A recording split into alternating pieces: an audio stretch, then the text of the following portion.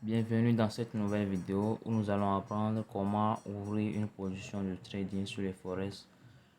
Maintenant, pour cette vidéo, je vais simplement choisir une paire de devises au hasard, comme par exemple le XAU-USD, c'est-à-dire le gold contre le dollar américain. Alors, pour simplement ouvrir la position, qu'est-ce que je vais faire? Je vais tout simplement sortir. Il y a plusieurs manières. Si c'est une position acheteuse que je vais prendre, je vais directement cliquer sur Buy ici. Je vais directement cliquer sur Buy ici. Et après, je vais paramétrer la position que j'ai prise. Soit je peux carrément voir, après avoir fait mon analyse, je sors comme ça. Et maintenant, je vais chercher ma paire de devises qui est ici. Voilà, le XAU USD. Voilà. Comme ça, je fais un appui long dessus. Et voici ce qui vient maintenant. Je clique sur Nouvel ordre. Après avoir cliqué sur Nouvel ordre, voilà, je me retrouve sur cette page maintenant. À ce niveau, je savais que c'est une position acheteuse que je vais prendre. Donc ça veut dire que c'est ici, je vais cliquer. En bas ici, Buy. Maintenant, il me faut maintenant mettre les éléments qu'il me faut, c'est-à-dire le lot à prendre. Le lot, c'est ici, le 0,8. Le stop loss, c'est ici, je vais les placer. Et le TP, c'est ici, je vais les placer. Donc les trois éléments, pour ne pas dire les quatre éléments, sont très capitaux.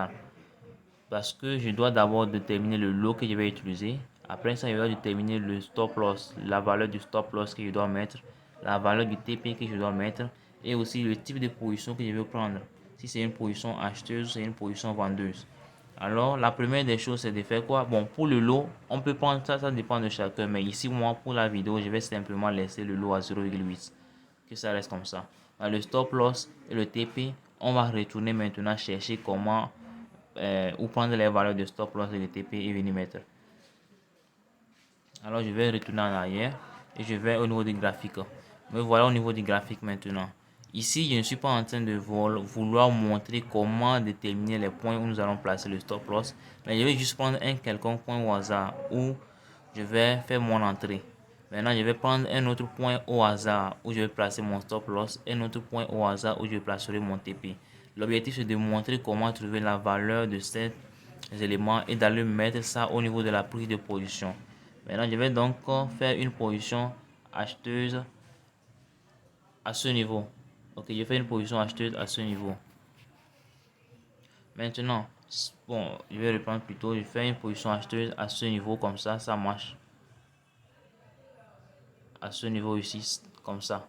Je peux reprendre une position acheteuse à ce niveau là. Ok. Maintenant, si j'achète à ce niveau le marché, si j'achète à ce niveau, ce qui veut dire que je peux décider. Je dis, mais je décide volontairement, sans aucune analyse, placer mon stop loss à ce niveau comme ça, ici. Donc, j'ai décidé d'acheter ici. Je place mon stop loss à ce niveau. Et mon TP, je vais le placer à ce niveau. Je place mon TP à ce niveau. Donc, c'est au hasard, je viens de prendre comme ça. Hein. C'est au hasard. Maintenant, comment trouver les valeurs là que je vais aller maintenant remplacer mettre plutôt, pas remplacer, mettre ou bien remplir au niveau de la prise de position. Je vais d'abord chercher la valeur du stop loss. Au niveau de la valeur du stop loss, je vais simplement aller ici, cliquer en haut au niveau de ce qui est comme le symbole de plus pour avoir la barre de défilement. Voilà. Maintenant,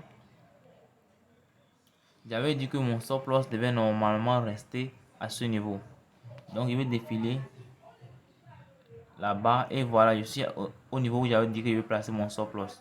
Donc vous voyez à ce niveau ici là, il y a 22, la valeur qui a été mise là-bas, 22 sont 5. Donc c'est cette valeur que je vais noter quelque part sur mon papier. 22 sont 5.13.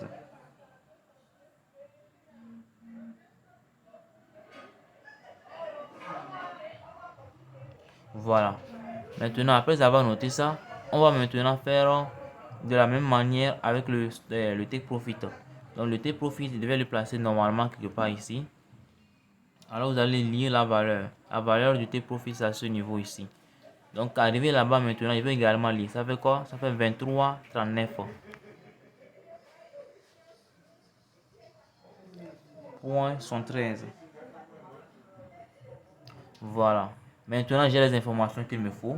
Je vais donc retourner à ce niveau où je vais où je voulais prendre la position. Voilà, je clique encore sur nouvel ordre et je me retrouve également sur cette interface.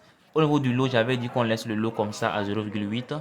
Le stop loss, quelle est la valeur qu'on avait retenue là-bas? C'est ça que je vais mettre maintenant. Donc la valeur qu'on avait retenue, c'était le 22,5. 22,5.13.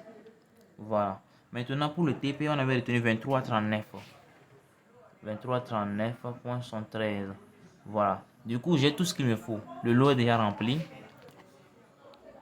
Ici, le lot est déjà rempli. La valeur du stop loss est déjà mise.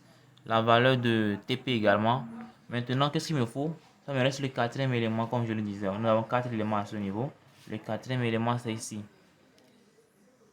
Est-ce qu'il faut prendre une position acheteuse ou une position vendeuse? C'est ici. Maintenant, j'avais dit tout simplement que c'est une position acheteuse, je vais prendre. Parce que si c'est une position, je mets la valeur du stop loss et de TP comme ça et je prends une position vendeuse, ça ne va même pas marcher.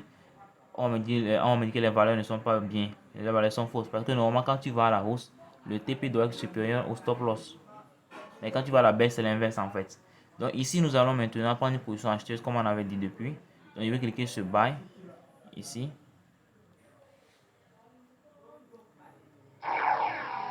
Voilà. On me dit le marché est fermé. C'est normal. Maintenant, ce qu'il faut savoir tout simplement, c'est que c'est de cette manière qu'on fait c'est de cette manière qu'on prend la position. C'est de cette manière qu'on place les positions. C'est de cette manière qu'on remplit les éléments au niveau du stop loss et au niveau du TP.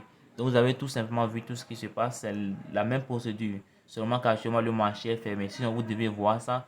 Et je devais retourner maintenant au niveau des trades pour essayer de vous montrer un peu tout. Pour vous montrer maintenant comment ça va se présenter lorsque vous aurez déjà pris le trade. Mais en vrai, le grand travail c'est à ce niveau. Et il est déjà abattu. Merci d'avoir suivi cette vidéo.